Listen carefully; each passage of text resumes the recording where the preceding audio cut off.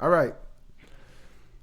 Ladies and gentlemen and boys and girls, welcome back to the CineClwd Podcast. I am your host, Nick. I'm joined by my buddy, certified bozo, written on the screen. It's not, it actually, you know something? I only see the title that you put for yourself. It doesn't make the final version. So I just call it free.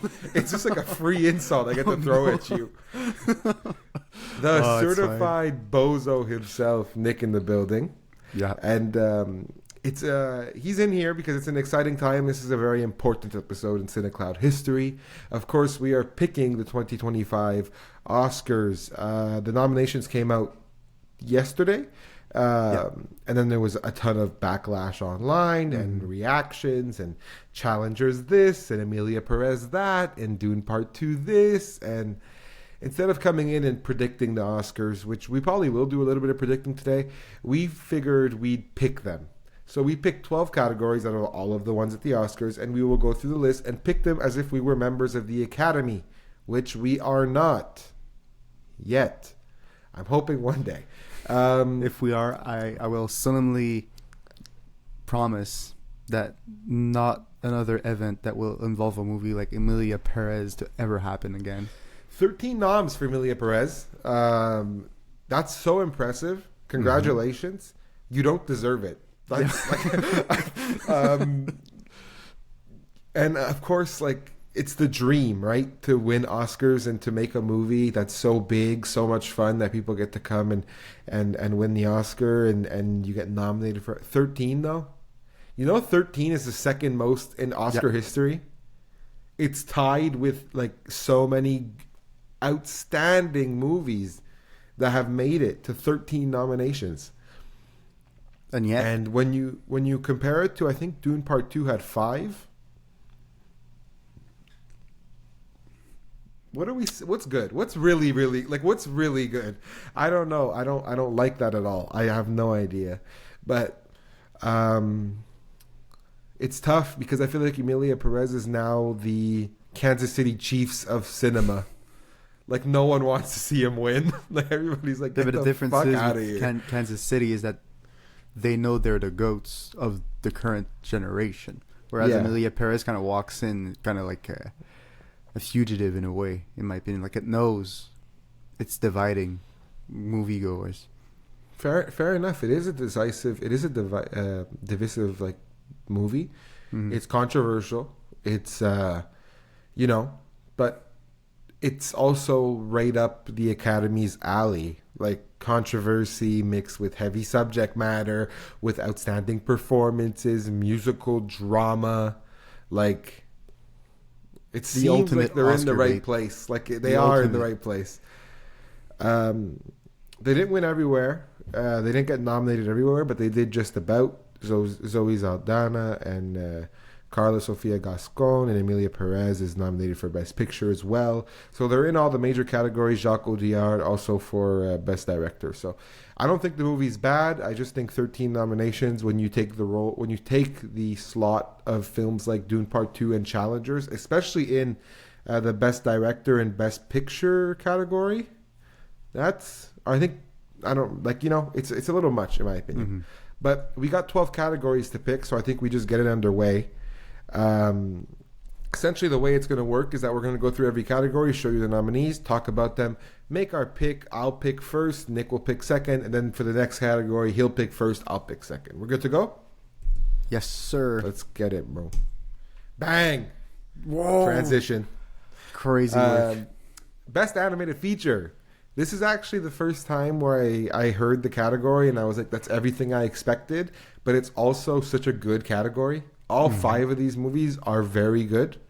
I'd be happy to see any one of them take a home. That being said, I picked The Wild Robot. The Wild Robot is my favorite animated movie of last year. I've seen all of those movies. I would say that nothing moved me like The Wild Robot. And ironically, I've seen that one and Flow with my little brother who's 6 years old. And when he is able to get moved by an animated film that seems like it's... Because I think there's a common misconception that animated films are designed for children. And yes, I think they do appeal to children. And The Wild Robot is like a kids movie technically, but then like I watched it and I'm like, this is actually just like it's an adults movie really, and so I felt really good about it, and I have to pick it. Like I'm riding with it. It was in my top 10, I think, of the 2025. The only animated movie to do so. So I have to ride with it. So went back into the categories. Nick, Bro, when you look my at choice them, is so easy. When people know about me, there's only one choice here. well, and through a it's couple full of episodes, we're gonna yeah, find out more and more. You're gonna find out like, more, but like, I mean, it's so obvious. Like Yeah, Wallace and I'm Gromit. I'm sorry, but like, it's the definition of what I love into like animated movie summed Yeah. up into one franchise. And at the end of the day, although like I don't want to predict because this is not what it's about, I really feel like this movie was there simply because of what it represents to the Wallace and Gromit franchise, but it does not have the weight that all the other movies in this list carry.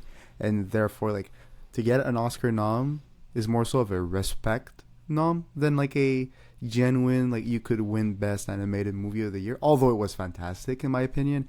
It's just, again, I see my homeboy on the screen. I gotta pick him. It's that simple. You gotta pick. You gotta ride with yours, and I don't blame you for it.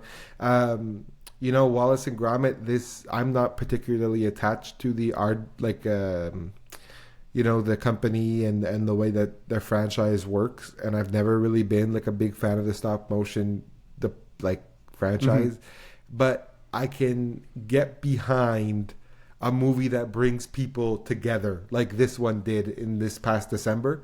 People were hyped for this movie to come out when it did. And not? then well, like I don't know it that well, right? But these people like seemingly just like got together and they're like, "Fuck yeah, Wallace and Gromit," and that's why I think it'll make a push.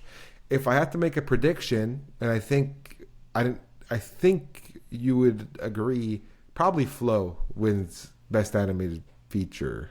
I feel like I see a world where actually the Wild Robots win, like simply because Flow already got some recognition. Yeah, I won the Golden Globe.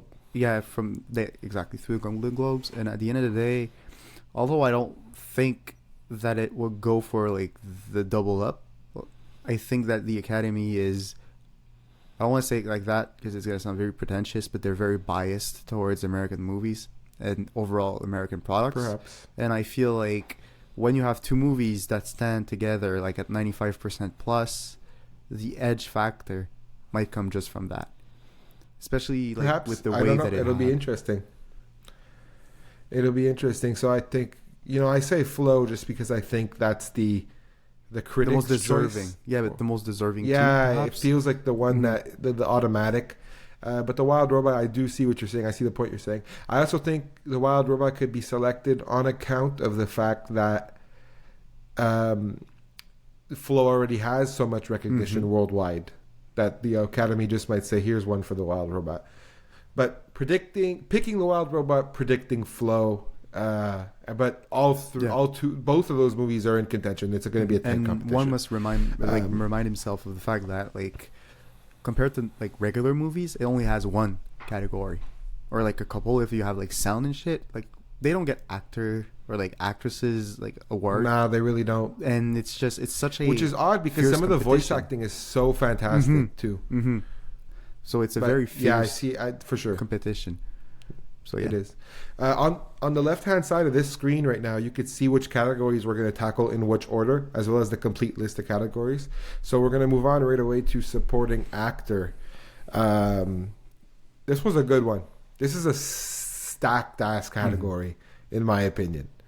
Looking at the list, you got so much good stuff. Kieran Culkin, A Real Pain, Uri Borisov from Anora, Edward Norton, A Complete Unknown, Jeremy Strong from his role as Ray Cohn in The Apprentice, and Guy Pearce in The Brutalist. Nick, you're actually going first for this one. Cool. So I'll cut to the page if you're ready to make you could write. Well, if the pick's already written down. I know the pick, but you put down Uri Borisov. All right. But then. No, I didn't. It's not there yet. You redacted it's okay. it. I'm redacting it still. I'm gonna do it right away. Okay. At first, Okay. it was him. Okay, and here's my like logic. I love the subtlety of his performance, and for that alone, to me, it deserved to be there because I feel like they're not they're not as much talked about, and I felt like I wanted to give some recognition for like smaller roles and more subtle roles. But then now it's more so for you. Do you want to pick my redacted pick, or you want to keep it for the end? So the redacted pick is I have it set to be like revealed at the end, but We're gonna keep it for the end because I know for a fact that you actually like this performance. Like you didn't pick Yura Borisov for no reason. Like you actually do enjoy his performance. But okay, you said it. Like, say it then. Yeah. Okay. Wait. Hang on. Yeah. Yeah. Yeah. Okay. My real pick.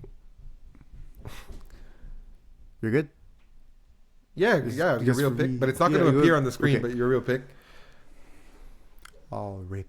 Okay, my real pick is Jeremy Strong, and here's why. He made this movie, and when I thought about it, I was like, when was the last time I've seen a movie that I can truly say a supporting actor made it, like made the movie what it was? Although Sebastian Stan was outstanding in his role, and overall the movie, although it had flaws, was still I think a worthwhile watch. The fact that Jeremy Strong just came in and gave this movie the soul that it eventually got was to me enough to just make me switch immediately. I had to think about it for a second, but once that came through, I was like, it's an obvious pick in my opinion. Yeah. I don't blame you. I think that ironically though, both of your picks are the like underrated picks of the Academy. Like people are heavily favoring Kieran Culkin going into this pick. He won the Golden Globe. He's great in A Real Pain. My pick, on the other hand, though, is actually Guy Pearce in The Brutalist. The Brutalist, which we just saw recently. I said the review that just got posted this week too, actually, that we made. And I was saying heavily in that review that I think Guy Pearce is... I think the movie came down... The best parts of the movie come down to acting. And it's Guy Pearce and Adrian Brody who are the actors. Like, they absolutely make this movie what it is. Without them, you don't have The Brutalist. And without Guy Pearce, you don't have any of the stake to the movie, really, in my opinion. He's the pressure cooker that he's putting Laszlo into as the architect. You know, like it just... And it's one of these performances by Guy Pearce. We live in Canada, and North American movies dominate what we see. Guy Pearce is a British actor, and he does a lot of British productions. And sometimes we don't even see them in our theater. I don't even know what he's up to. So he was in this movie, and I was very happy to see them. I remember him most notably from playing the Mandarin in Iron Man 3, right? So it's like... And Memento with Christopher Nolan's Memento, of course. But... I'm saying Guy Pearce is not a name that I see come across my screen very often. So when I see him in this movie, and I'm curious as to what he'll do, and he delivers a smashing performance. It's like one of the best of the year. For sure, I see him in my best supporting actor pick. I initially picked Kieran Culkin. I like Kieran Culkin like a lot, and I think he's really good in The Real Pain. I just have to give... credit to stake sometime, like to the oomph it takes to project what Guy Pearce does in The Brutalist. Kieran Culkin is so subtle, so funny, so dramatic. He's sad. He's devastating, actually, in A Real Pain, but he's never the spectacle that Guy Pearce is in The Brutalist. And the spectacle is edging out the subtlety for me in this situation. Kind of like how Jeremy Strong's dominance edged out your Borisov's subtlety in your pick as well. So we had a similar go about when it comes Epiphany to with two different people, ironically. Yeah. So we did the actor, moving on to actress. This category also stacked. Kind of took a turn though. No Selena Gomez. Well, Selena Gomez out, Monica Barbaro in. Essentially, that's the difference between the Oscars and the Academy. Also, Felicity Jones in, and Jamie Lee Curtis from The Last Showgirl out. Last Showgirl didn't get any nominations at the Oscars. I'm happy to see Monica Barbaro in here. She deserved it for her performance in A Complete Unknown. That being said, she's not winning. Like, unfortunately, I don't think so. I think Emilia Perez... Oh, fuck no. I made a mistake. Emilia Perez is losing to Miss Grande. That's really what's going to happen. You can announce mine too then, because we're going to coincide. Yeah, whenever we have the same pick, we'll just announce them at the same time. Ariana Grande and Ariana Grande, both of us are picking supporting actress Miss Grande. I debated a long time between her and Zoe Saldana, and I said, but I genuinely do feel like Zoe Saldana is the pick, like the prediction. She's going to win the Oscar. I'm picking Grande. Grande is the best performance in this in this class. You want to go back to. Exactly. I was gonna get there. It's a warm performance. She's playing Galinda, which is like the bubbly person of Wicked, but you want this person to come back. I cannot wait to see her in part 2 or For Good, the sequel, with Cynthia Erivo. The combination, the performances, the singing. She can sing. Everybody knows she can sing. And her acting ability, her comedic timing comes through in this movie. And she's so good. And, I saw Wicked a couple of times now, but I'll never forget the first time watching Wicked. And I'm laughing at the girl who I was coincidentally heard on the radio on the way there. And she's like killing it on the screen. And everybody believes she was a pop star. That's the turn for me. And I'm like, you got to give her an award for this, and this is probably the one to give. She didn't get the Golden Globe. I can see her getting this. I'm hoping she gets this, but I have to predict Zoe Saldana for Emilia Perez, because there's no way Emilia Perez is going to get 13 nominations and not win one thing. That would be quite the turn of event. I'd laugh a little, but it'd be sad in a way, because the movie doesn't not deserve to win anything. It just doesn't deserve to win everything.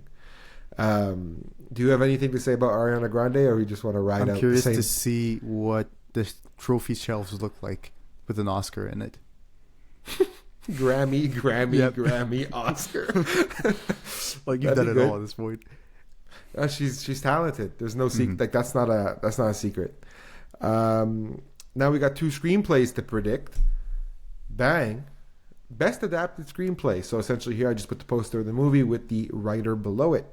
Best adapted screenplay, we have Emilia Perez, Conclave, Nickel Boys, A Complete Unknown, and Sing Sing. Essentially adapted screenplay, because this is confusing as hell. I don't know what is adapted and what is not. Adapted screenplay just means you've taken it from another source material, book, play, whatever, and you've adapted it to a script for television or film. In this case, film. Nick, you're picking first. Your adapted screenplay, you wrote down Sing Sing. Simply because of the gut-wrenching factor that went into this movie. Like, at the end of the day, that's all that really matters. Like, when you're making a movie of the sorts, and it's just, I don't know, you move out of the theater, you get out, and you just cannot not think about this movie. It's emotional depth. It's emotional depth and beauty. And that's really what it is. That is the true hallmark of someone being able to adapt a screenplay, being able to like translate the text to like the big screen, and I feel like it's a perfect representation of that. Although I don't know your pick, so I don't want to get ahead. Conclave is up there as well. Yeah, but Conclave is my pick. Yep. So I want to build off what you're saying to go into what I'm saying, because Sing Sing is by far the movie that felt the most touching to me all year. I was in awe of it for the entire 110 minutes of it, like completely in awe. And I grew to like love like the people, the story that is Sing Sing, because Sing Sing is a story. It's a correctional facility where people are allowed to put on theater plays, and it's like a rehab for them, essentially. It's touching. It's so touching. It's a beautiful movie, a beautiful script, and the part that works with Sing Sing is emotional layers that you're able to grab from it. Now, my pick is Conclave, although I love Sing Sing. My pick is Conclave, and I'm predicting Conclave, and Conclave is a movie that carries so much weight in its suspense that every word that they're saying is important. Whenever you get a script that involves every line being like highlighted for its importance, its significance, who's saying what to who's doing what is the situation, especially when you're talking about a tight-knit group of people who are in the same room together for most of the movie, same area, and they're trying to figure out something as huge as who's going to be the next pope. It's how can you not have like and when perhaps when you lay out that idea of a film,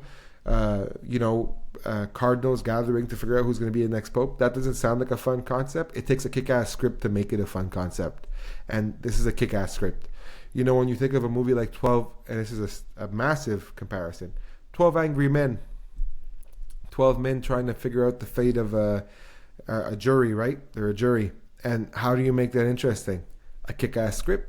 You got to make them talk. You got to make them do something. You got to make it worth watching, worth the heart racing. What's the suspense? What's the thrill of watching this? Conclave is too good to look past. Although I love Sing Sing. I really do. But in my opinion, Conclave is just too good to look past in this particular situation. That is my pick for Best Adapted Screenplay.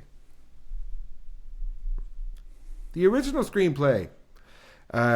This is the fun stuff. This is like off rip, off the dome, no source material. And when you look at the movies that are on this list, I wonder like the idea that you come up with to make it is super astonishing. The creative process is really interesting. Yeah. Anora, The Brutalist, The Substance, A Real Pain, September 5. Now, I'm not going to lie, Nick. I think you might be going first again because it's a screenplay. It's okay. All right. Psych, well, it's my me. Pick. It's me. Oh, it's you. It's me. I made a mistake. I picked The Real Pain. Jesse Eisenberg. And that feels like, in hindsight, I picked these yesterday. That was such a tight category to pick. I picked The Real Pain over its fellow nominees, The Brutalist, Anora, and The Substance. I haven't seen September 5, so I can't count it, but I picked it over Anora, The Brutalist, and Substance because I appreciate the art of simple and small more than I appreciate the art of something massive. Now, I know that the case of something small can be made for Anora, but A Real Pain really involves two cousins trying to discover different parts of themselves, like through grief and through struggle and through time together. It is a beautiful, beautiful script. It's amazing. And I think the only reason that you hear that Kieran Culkin's in all these things is because you're talking about a script that allows him to act the way he can, truly, and that's why I think A Real Pain, that's my favorite screenplay of the year, because it's one that is so simple yet so effective. There's no need to have the characters are deep and they're fleshed out, and you have two characters who love each other, who are struggling to live with each other, and it's just, that's beautiful to me.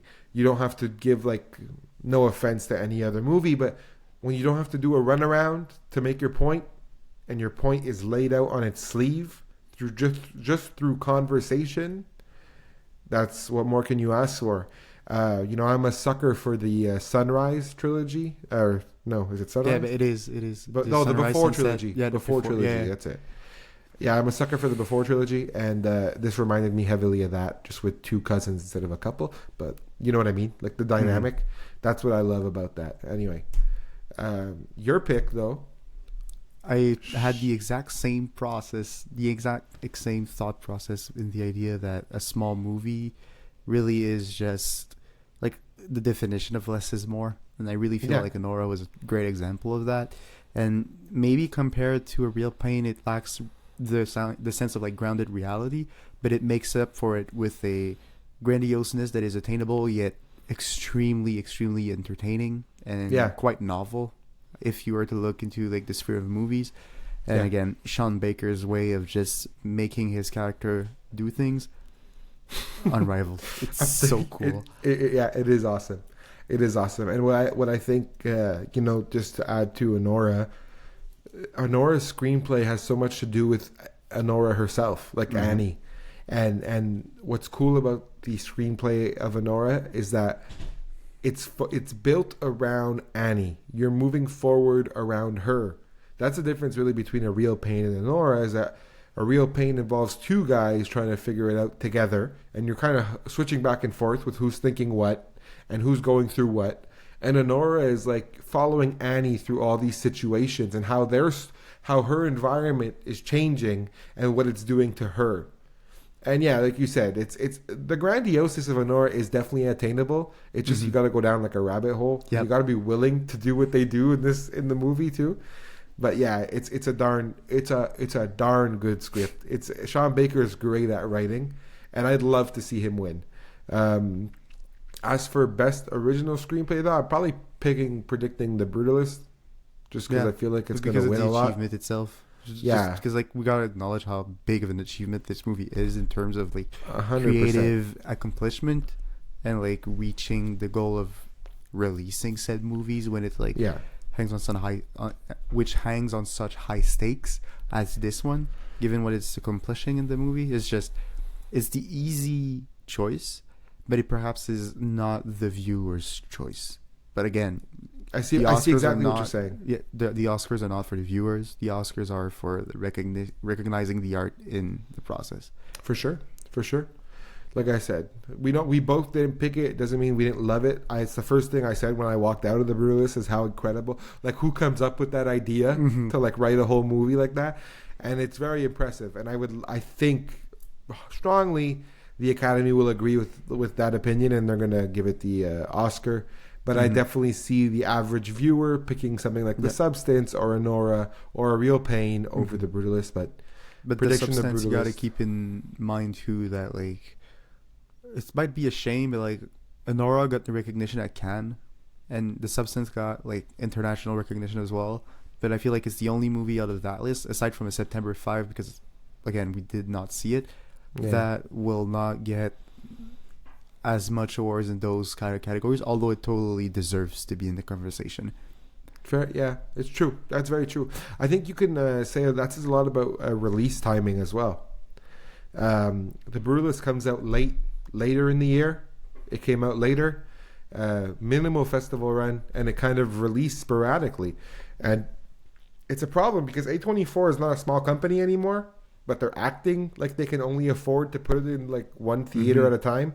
Like, just put the movie out, let people see it, like let it get. But again, buzz. I don't want to sound like I don't want to do the devil's advocate, because I think they're right in why they're doing it. I just think that aside from like compared to big companies, actually the fact that it's so close to their past, the fact that they were small, gave them the knowledge of realizing that in today's landscape of movies, you cannot like afford to put everything on the screen. And some movies you can afford to have like a big slot for. Some movies you can't. But like the fact that you gave them like pick and choose. And it's just the fact that you made it to the movies itself should be an accomplishment. It's not about how long you stand in like the theaters. Like you're not a Mission Impossible. But I don't believe. Yeah, I understand that, but I'm more so making the point of like, if you want the public to get on with it, put it out, let them see it. I think the biggest problem with The Brutalist is that no one's seeing it. That's the harsh reality. It's not playing in your local theater, like, and that's just how it is. It's not a bad thing. There's so many movies that don't play in the local theater, but same problem with Sing Sing. Like A24 held back Sing Sing this year, and then they put it back out this past month, where they're like, it's back in theaters in January. But it's really not. It's back in a couple of theaters. But I just believe that I think A24 is currently, like this past year, they're playing the Academy's game where they're like, oh, you're voting on December 1st? Well, we're going to slide ours in November 28th. So they want to be the last thing in the Academy's mind before, you know what I mean? Like they want to have big damage in the award department, less damage in the box office success department. But that's completely up to them. They could do whatever they want. Cinematography, you ready? You're good for it? I'm good for it. About halfway through. Cinematography is a stacked ass category. The Brutalist, Dune Part 2, Emilia Perez, Maria, and Nick's favorite movie of last year, Nosferatu. Is it? I just threw it out there. I know it's one of your favorites of last year. It's one of my favorite, but like I don't even remember which one I put first. It's definitely one that you were very excited about the whole year. 100%. That is true. And I think that's reflected in your pick. It is reflected in my pick, but here's the reasoning why. I'm a sucker for classics, not necessarily because they were better than the movies that we get today, but simply because they really focused on technique rather than like visual flair. And I feel like this movie is able to put the two together in a beautiful fashion that I really, really dig. And that is a completely self-indulgent pick when it comes to that. The tangible nature of every single thing that happens on the screen, the way the camera moves, the way the shots are framed, the intent that he has in the symmetry, everything just, it pleases my eyes, and it pleases my love of seeing cinematography used as a tool to push narratives. 100%. And I feel like this movie is like the perfect representation of that. 100%. I couldn't agree more. I don't have the same pick, but Nosferatu's biggest asset is its camera. Mm-hmm. Like, and the man holding it. It is so good looking. And I just had it on this morning because it's out on VOD. And I was just had like a scene from YouTube on in the background, the ending. And there's a pan shot of the morning after Nosferatu's done with Lily Rose Depp's character, and it's like they back up and then they come around as he's like looking out at the sunlight, the window. Yeah, exactly. And it's just that entire scene, the way the camera moves, and then the final frame of her like holding him as he like, you know, like if you haven't seen it, watch it. But like, anyway. I'm like, that's amazing. It's amazing camera movement. It's amazing cinematography, you know, and that's one of the less popular cinematography scenes in that movie. You're talking about a movie with the wagon scene in the middle of the street, like that, the one that was in the trailer, and the one of Lily Rose Depp on the ground, and all these. Anyway, there's too many good scenes to recount. Willem Dafoe with the fire with his arms, like, come on, like who's cooking like Eggers? And nobody is really. He's awesome. He's really awesome. Not my pick, though, but I definitely stand by yours. Like, definitely would never call that pick egregious. Nosferatu is awesome, and the cinematography in it is completely awesome as well. Going back up to the nominations, I look at this and I say this is the tight race. Nosferatu's in it. Maria's in it. They're all in it. I don't think Emilia Perez. If Emilia Perez wins Best Cinematography, I'll whip a camera at the wall, like on the podcast. I don't care. They should not the win. Lego camera, bro. They should not win. They should not win. It's right here. You could see it, right? Yeah. The Lego camera. Yeah, I'll whip that at a wall if Emilia Perez wins. But I ended up picking The Brutalist. I initially, and for the entire year, had in my mind that Dune Part 2 was going to win Best Cinematography. And then I saw The Brutalist, and I was like, wait a minute. Like, literally, 70 mil looks good. 70 mil looks good. And it doesn't just look good, it looks great. And there's no movie that... How do I say this? Dune Part 2 is so big. Greg Fraser is so beautiful when he's able to do cinematography the way he does, and his film, his frames are so technically outstanding. But The Brutalist is a film that, if for nothing else, you won't look away because it's too pretty. Yep. From the way that he captures architecture to the large fields to the scenes of him laying in his bed, the opening shot that lasts forever of him walking through the crowd of people trying to make it to outside. Like, this is what cinema is about in a way too, you know? And yeah, no, The Brutalist is definitely it for me. What I loved about The Brutalist as well is I really like how it handled the scenes where they're still, like where the camera is still, there's no movement, and they just exist. The scene, yeah, it was so purposeful. Sometimes like it's an afterthought. Okay, the scene is happening. You're not gonna have any movement. You're gonna let the actors do their job. But in this, it feels like it has a purpose because everything is driven through it. Like, this is a movie that Most lives definitely. and breathes through the camera. Most definitely. That's so well said. Predicting also The Brutalist or Dune Part 2. Sorry, Nosferatu. Like, I'm really it's okay. sorry. Yeah, but like, if I had to be fair, I'd predicting say Dune that or The Brutalist. given that again, I don't want to predict anything here, but the fact that if they don't give something to Dune Part 2, the entire world will burn something.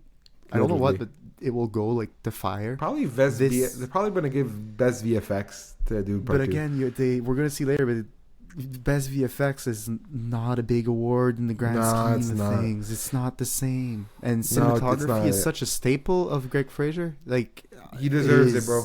He deserves it. All of these guys, sure. He is the definition of 2024's look. Yeah, like, well, Dune when you Part look 2, at him, right? Yeah, Dune Part 2, but like movies in general, the Batman, everything, just it's him. Like, it is him. He's the guy that gave like the pattern for the 2020s and up when it comes to what a movie should look like. 100%. 100%. I couldn't agree more. Either him, The Brutalist, or Nosferatu, I'm okay with. Like I said, Emilia Perez wins, and that camera in the back is getting whipped at a wall. So watch the reel happen where you're gonna have this, and then you go. Oh, 100%. Anyway, next category: Best Original Score. I wasn't initially gonna have this category, and then I thought of you, Nick, and I'm like, I have to have it. If Nick's gonna be part of this episode, he has to pick a score. Because it's one of the things that you notice better than anybody else. When you're done watching a movie, you're like, holy shit, did you hear the sound? And I'm like, no. And you're like, what the fuck? Yeah, I was busy looking at the screen. So it's a nice category again. Emilia Perez finds itself in this one as well. The Brutalist, Wicked, The Wild Robot, Conclave. And I'm picking first, and I pick Conclave. Similar to adapted screenplay, the music of Conclave adds so much to what's happening on the screen. I kind of already made the case for it when I spoke about adapted screenplay, but what I'm trying to get at essentially is Conclave is a simple story. You add a kick-ass screenplay, it's better. You add a kick-ass performance, it's better. You add an amazing score underlying the whole thing, you've reached amazing. You know what I mean? It's a recipe that the more things you add to it, the better and better it gets. It is of my knowledge, I remember correctly, you don't have the same pick as me. No, I don't. There you go. The Brutalist gets an Oscar. Go. And here's why. I've mentioned it before, but there's a way where the Brutalist itself lives and breathes through its camera. But what brings it to life, really, in my opinion, is the soundtrack, because it gives context to what would be otherwise a very, very outlandish story. And hear me out on this. There's a way this movie goes about narrating what's going on that if you're not willing to go down with, you're going to be like, this is such, like, they're going to pull all the strings to make it work. They're like, why do they do it like this? Why do they do it like that? It's very predictable once you realize that they're going to just get to where they need to go. And then you pick the easy path out. And it's usually that. What the sound did for me in this movie was give back some of the lack in drama. Because we mentioned a bit in the review of the movie, but there's a clear lack of stakes. Felt stakes that we felt that the stakes were a bit like they were there, but they were not enhanced to be like felt by the viewer 100%, enough, in our opinion. The music, although we still had that take, really helped for me to make it bearable, because it was. I see what you're saying. It was all about. It was very minimalistic, but it was all encompassing in a way. I just, again, when I look at those scenes, when I play back the movie in my head, I see the sequences, but what I hear and what I remember is the sound. I remember the way it just flowed through the movie and made it like a boat ride where you hear the river going down as you go down with it. And that's why I chose it. For sure. It's a beautiful score. I actually had it on while I was doing some writing myself, and I had it on in the background. And it's like you're listening to it's a lot of piano based, and it's just really beautiful. It's very, very beautiful, and you picture the scenery and the backdrops and like the part where they go to Italy, like the Italian band, and you're like, it's beautiful. Like it's really just beautiful when you hear it, and it's a good pick. I also would predict that to win as well. I feel like The Brutalist is going to win a lot of awards. I think they're going to win that one. Conclave is special. Don't get me wrong. I don't think it's a bad pick. But come to think about it too, we can't act like Wicked is not here. Wicked won't win based solely on the fact that it's adapting music from something that already exists. Whereas all the other things, I believe that as well. All the other things are original creations, or at least Amelia Perez might actually win. Nick.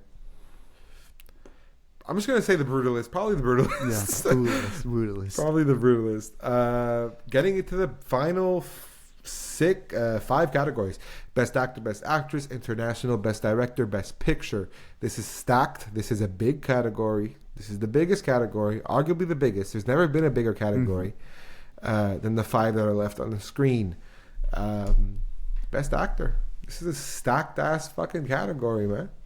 Timothy Chalamet for his role as Bob Dylan in The Complete Unknown. Ralph Fiennes in Conclave. Sebastian Stan in The Apprentice. Colman Domingo in Sing Sing.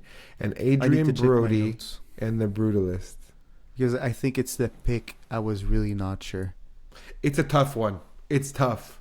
I think it's a pick where I actually wrote 2 picks. Did I? I don't remember which one I did that. But if it isn't, I'm still gonna give acknowledgments when it comes to my turn. It's your first. You get to your answer will be revealed first. You picked Adrian Brody first and foremost because again, it's not an electric performance, but it's one that is, oh my god, like I can't even like, humane isn't even the right word. It's like the definition of living. There's a French expression that says like à fleur de peau. And it just means that like everything puts you on edge, but not in a extremely angrily way, but more so because you're so real. Like you're in contact with everything, and everything makes you hypersensitive. His performance is hypersensitive. He reacts to everything that happens around him, and he's a result of his environment in a way. And to me, it just translated through the screen in a way that I haven't seen before. That's beautiful. That being said, Ralph Fiennes is. Okay, I call him Ralph, and everybody calls him Ralph because we're fucking North American assholes. But his name is Rafe. Rafe? Yeah, it's Rafe. What? He's British. It's not Ralph. It's Rafe. Rick Ralph. Let's go.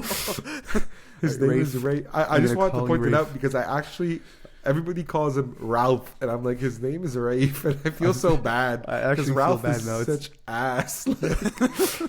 Rafe. He's 50. He's almost 60 years old. He's being called Ralph. I'm like, no. Rafe Fiennes, though, yes. And it rolls off the tongue better, too.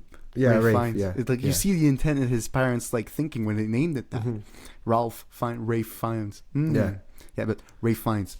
Oh, my God. Absolutely. Talk about, like, a tailor-made performance. Like a tailor-made role for a tailor-made man. The worst part is he's not going to win. I know, but... Adrian Brody is most likely going to win. I would agree with Rafe, though. Like, he's amazing. He's amazing. He's not even my pick. Crazy work. If I remember correctly. Domingo? Did you pick Domingo? Let's go! I came all this way. I had to explain. It's Domingo. Colman Domingo from Sing Sing. I said it when Sing Sing, I finished watching it. I'm like, wow. Wow. Colman Domingo is going to sneak his way into Best Actor every time he makes a movie. But he's one of your favorite actors, too. He is he's definitely one of my favorite actors. But you don't, I feel like you're going to see the more movies you watch with Colman Domingo, the reason why he's one of my favorite actors, if not my favorite right now. I'd say him, Joaquin Phoenix, Sebastian Stan for sure. It's just some people that come into movies and I expect greatness, and Colman Domingo is over-delivers. Somehow surpasses greatness every time. And Sing Sing is just like To give you an idea, Colman, Domingo, and Sing Sing is the beacon of positivity. He is the reason it all goes to shit. And he is the person who can struggle to bring it back together. Like, he plays 3 different people and a man who is going through so many changes while trying to be level-headed. And I've never met a more, like, I've never seen, especially not this year, a more gut-wrenching performance, a more animated performance. He's so good and he's so touching on screen. I think he should win Best Actor. If not for this, at some point he has to. I'm predicting Adrian Brody. That's what your pick was. I'd like to see Ray Fiennes. I'd obviously like to see Colman Domingo. I'd also like to see Sebastian Stan. And if Timmy wins, well, then good for Timmy. But I'm happy with anybody who wins this category. My favorite was Colman Domingo. I truly, truly loved his performance. I love him as an actor. While we're on the category of Best Actor, I find that Timmy is better in Dune Part 2 than he is in A Complete Unknown. And yes. I think he should have been nominated for Dune Part 2 and not a Complete Unknown. Which is fair, but again, it's acknowledged. It's going to sound crazy, but it's acknowledging performances that are less grounded in reality and in a way more distant from us. And I feel like the Oscars have always been about what makes you human in a performance. But I hate that it's not right to do that. What he does in Dune Part 2 is incredible. Like his character arc is insane. The way he does it, he delivers. Come on. But, I know.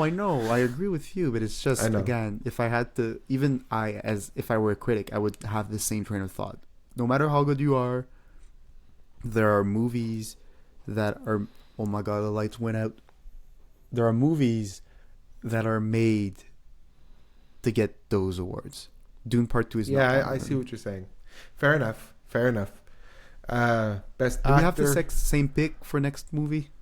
We do. Cool. We do. Just want to go about it. Yeah, we're gonna go through it. Demi Moore Demi. I don't know how they say her name. She said no. She doesn't actually say Demi. I think it's Demi. I can't say it properly. Demi Moore for The Substance, Mikey Madison, Anora, Carla Sofia Gascon for Emilia Perez, Cynthia Erivo for Wicked, Fernando Torres for I'm Still Here. All 5 are deserving of the award. I was going back and forth trying to figure out if I wanted to do Moore or Madison, and I picked Madison, and you also picked Madison. Mm-hmm. We love Anora, if you can't tell. Mikey Madison seems like the lock to win Best Actress at the Globes, and she didn't get it. And now it's all in jeopardy for the Oscars. Mm-hmm. I don't know if she's going to get it. Not that Demi Moore doesn't deserve it. She absolutely does. It's all up in the air, and I really want to see Madison take home hardware because she deserves it. Because it's the kind of hardware that would set her career in such a great direction as well. More than anyone on that list, it really felt like it really is a staple piece. You look at this movie, and it's gonna leave an heritage of what it is to make a movie about sex workers, what it is to make a movie about character growth, about being a woman in that industry. It's what it is to be Sean Baker, really, because that's what he's been doing forever. It's just gonna help lift the whole thing up, really lift it all up. It's such an easy choice when you have that train of thought, but again, it's a narrow vision. You have to keep a bigger picture in mind. And if I had to choose another actress to win that award, it would still be Demi Moore. Because to me, Demi Moore was just... It would be Demi Moore. It's such a comeback story that the Oscar loves, but more than anything, it's a comeback story that I love from her. Me too. I love to see... I don't think I've ever seen someone actually pull it off in that way. Even Greg Fraser, when he came back, no matter how good he was, he didn't top what Demi Moore was about. Was Brendan Fraser accomplish. Brendan Fraser, the whale. Greg Fraser's the guy with the cam. Yeah, I thought I said Brendan. My bad. It's all good. I didn't hear. Okay, I said Brendan. I thought so. Okay. Anyway, she was able to do that in spades. It's just now I want to see her in more movies. Which again, it's she's so really cool good. to hear. She's really, really freaking good. And now, are you predicting more? Yeah. You're predicting more? It's the pick from, again, if I have to go strategically, it's the pick from the Oscars that if they had something against Sean Baker and they did not want to give it to Mikey Madison, this would be to who I'm giving it to. Okay. Because it's the only pick that's not going to raise hell. I'm predicting a coin toss before the show starts to pick who wins because they have no idea. Mm-hmm. And neither do I. Like, I'd be like 50-50 at this point. Madison, Moore, whatever, what gives. And whoever wins the coin toss is going to get the award. They both deserve it. If there could be co-winners, they should be co-winners. I think they both deserve it. We both pick Madison just because, like, I factor in the fact that Demi has won the Golden Globes already. Yeah. Because I'd like to see Madison win the Oscar. If Madison won the Golden Globes, I would have probably picked Demi Moore. And I say that knowing it's like kind of false to pick that way. Yeah, it just feels right. Like it's the kind of. It just feels like they should both get something. That's how I genuinely feel. Yeah, totally agree. Now talking about a movie again. Best international film. Flo's in here. That's awesome. That Flo got to be in Best International, even though it's an animated movie with no dialogue. Bro, the French movie made in America about Spanish people. It's made in Mexico with nobody who's Mexican. Yeah, but it's French. Oh yeah, Jacques Audiard. Yeah. We got a good list here of movies that I haven't seen. No, I'm kidding. It's because we don't have them. I haven't had a chance to see them. I know. I'm still here. It's the Girl with the Needle, Flo, Emilia Perez, and The Seed of the Sacred Fig. I've only seen the Flo, Emilia Perez, and The Seed of the Sacred Fig. I haven't seen The Girl with the Needle, and I'm still here. I'm still here. I've heard it's outstanding. The Girl with the Needle is also very, very good. But I've only seen the Latvian, the French, and the German film. That being said, you have first pick, Nick. And you picked Flo. Shout out Flo. Fucking go. Crazy. But like, the fact that an animated movie snuck in that category is enough for me to win me over. And I know it's a simple thought process, but like you're on the wagon. Like you're like let's go to the moon. Cool. It's so cool. It's like when Godzilla -1 did it. It's like, what can it get? What can it get? It's like such a give it anything underdog pick. Yeah, exactly. And I want Flo to like win as much as it can. I like it. I have a similar train of thought with a movie that deserves to be there. It's Emilia. No, I'm kidding. I'm kidding. If you look at the categories, you look at one of these movies that just stands out to me way more than the other ones. Flo, obviously animated. I didn't pick Flo. I ended up picking the other movie I saw, which was The Seed of the Sacred Fig. The Seed of the Sacred Fig is such an amazing story. It deserves to be where it is. It's a movie that was made in like hiding. It's a very complicated story, and I don't want to be trying to act like a journalist because I will end up misquoting and fucking it up for somebody else to experience and read about. But let's just say the movie has stakes that actually are behind the camera. Like, if you know what I mean. It was made, it's a German movie, but it wasn't made in Germany.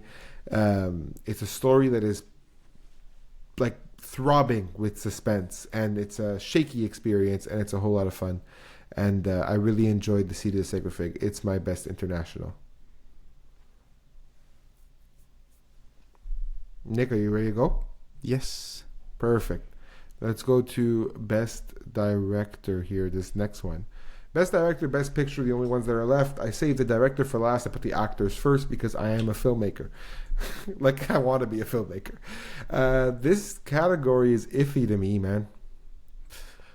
I see five guys who are cool as hell. Like, except for the one. It's either you go for your personal pick or you go for the consensus pick. Yeah. That's all there is to it. Obviously, this feels like a very simple prediction to make. Like, predicting, I think we can both agree, the Academy is highly likely to pick Brady Corbet for The Brutalist. 100,000%. Like 100,000,000%. There's no way he doesn't get it. And it's completely deserved. Absolutely. Absolutely. And we sound like, every time we say that, it sounds like we're like completely disagreeing. It's not that we are. We just have different tastes. There are some things to us that like stand out more. I guess we're just not as wowed about what he's accomplished. But again, that's not even true. It's a feat. We're wowed. It's just we like other movies more, I think, and that's just fair enough. I picked Coralie Farget. Completely fair. I fucking love The Substance, and I think it's such an original idea, and I think she wrote an amazing script and she directed it perfectly. I think she knew exactly what she wanted to do with her vision, and she brought it to life. And like, how can you knock a movie like The Substance? Like, look at it. Look at what she did.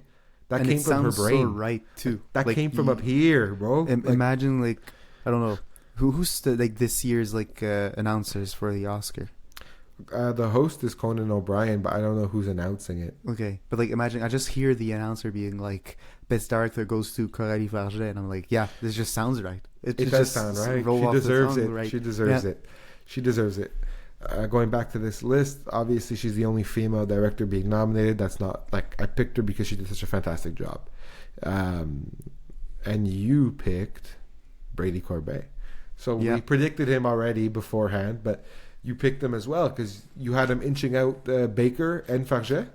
Yeah, because the only reason I do that is because I looked at my list and I realized that overall, Brutalist, no matter like some of the pet peeves that I have with it, is such a feat that I know for a fact that in 10 years' time, I will remember The Brutalist more than any other movies that were on this list. It's a pick of longevity.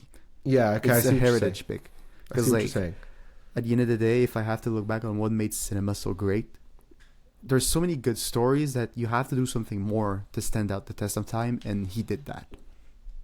And that's why in my mind he made it. It'll be amazing to see him win that too. Because but it's I'm so predicting sad, him. Like Sean Baker not making Sean it Baker breaks my heart. In a tough year, but you know, he is nominated for Best Picture, and you know, he's in that category as well. He's in the mix, and you know, Sean Baker has said on numerous occasions that he doesn't give a fuck if he doesn't win an Oscar or not. He just wants Mikey to win one for her role. Like, that's all he keeps saying. He's like, don't give it to me. If you have to give it to somebody, give it to her. This movie's nothing without her, and I am not in this position without her performance. Which is a very beautiful and nice thing to say. We'll see how it goes over, you know, on he stole around March Cannes 2nd. Regardless, so like he already won like one of the biggest thing ever. He did, but Best Picture, man, what a category! The Brutalist, Emilia Perez, Anora, Dune Part 2, I'm Still Here, Nickel Boys, The Substance, Wicked, A Complete Unknown, and Conclave. We have the same pick, Nick. How and convenient. I feel like this podcast has led people to believe it's one thing, and it's not. What do you think it led us to believe? Emilia Perez, obviously. No, of course. It led people to believe that we'd pick The Brutalist, but we actually both picked Anora to win Best Picture. I earlier, just 30, 45 seconds ago, when you were saying Brady Corbet's made a movie that will stand the test of time, and he might be the only one in this class, I was like, ta-ta-ta-ta-ta-ta. Sean Baker made Anora. And I understand that although Anora might not last the test of time as this epic, it'll last in Sean Baker's filmography. You know how you know David Lynch just passed away, and we were like, we gotta watch a Lynch movie. So you go and you look at what's the most popular Lynch movie, and it came out Blue Velvet, Mulholland Drive, Inland Empire. Like, you know, those movies come up top. Well, there's not going to be a day moving forward where Sean Baker's filmography will not be popping with Anora. We're not going to open Letterboxd ever again and not have Anora be the first movie. Anora is going to staple Sean Baker into mainstream culture, which to me is the better story than Brady Corbet's first or second movie becoming massive. Sean Baker's been doing this. He's got a ton of movies under his belt. This is the one that elevates him to the big boy table. You know what I mean? So I just see that as the better story, and I think that would be my Best Picture. I also enjoyed Anora more as a viewing experience than I did with The Substance. I'll never forget Anora's viewing experience. Yeah, it like, was never. That's the reason Never. I picked it as best picture. It was truly the best time I've had in the theater in 2024. It's Just going in and watching that movie. Everything about that day was just great. And I know it's like, it's not fair to all movies when you do that. You're going to have some good days. You're going to have some bad days. But even on a bad day, if this movie came on, it would have switched it around.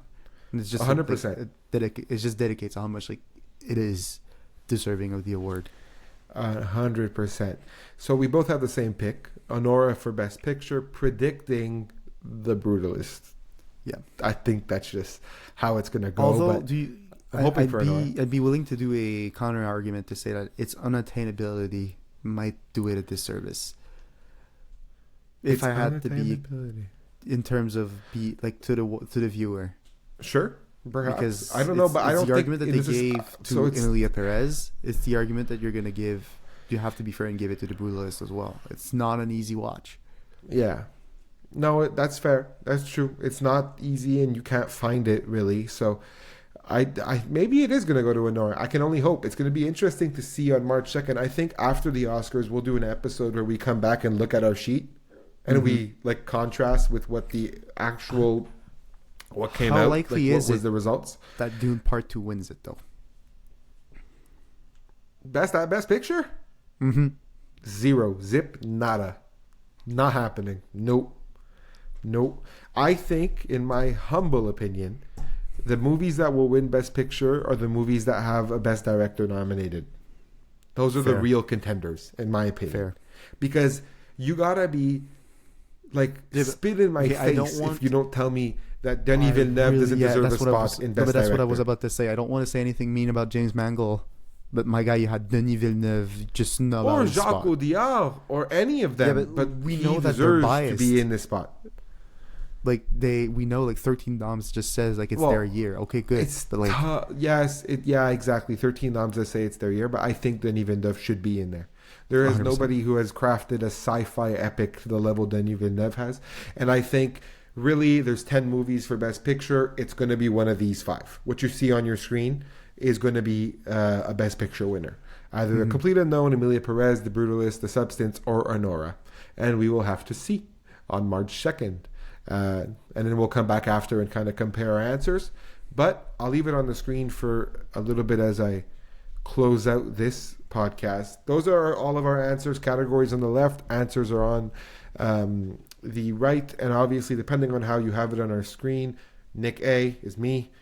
Nick is either below me or to my right. I don't know where he's going to be configured when I edit this. But he'll be around. So these are our Oscar picks. If you see something that is completely egregious and you want to argue with me about my Colman Domingo pick, I'll scrap. But outside of that, I think all of our picks are pretty solid and they all pretty much make sense. I love that our personalities and our taste in film is really coming out in these answers. I'm happy to see that you didn't shy away from picking Nosferatu. I really am. Because I saw the nomination ceremony and I'm like, no, Nosferatu is really sad.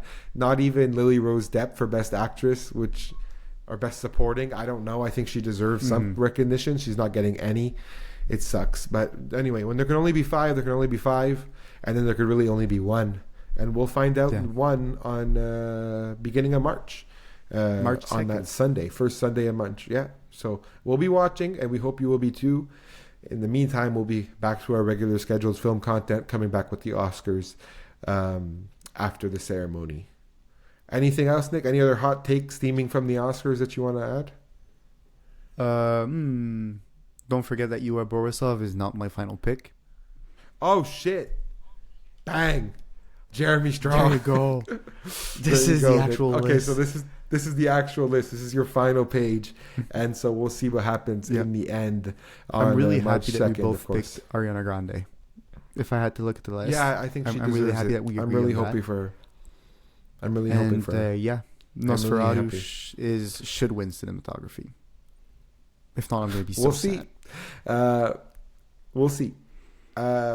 Thank you very much for listening to the CineClwd Podcast, watching it if you did it on YouTube. We appreciate it. If you like this episode, you could share it with your friends down below right here. Rate us if you're on audio only. That being said, it's been a real pleasure, and we will see you next time with whatever idea we come up with. Thank you very much. Bye-bye. Bye-bye.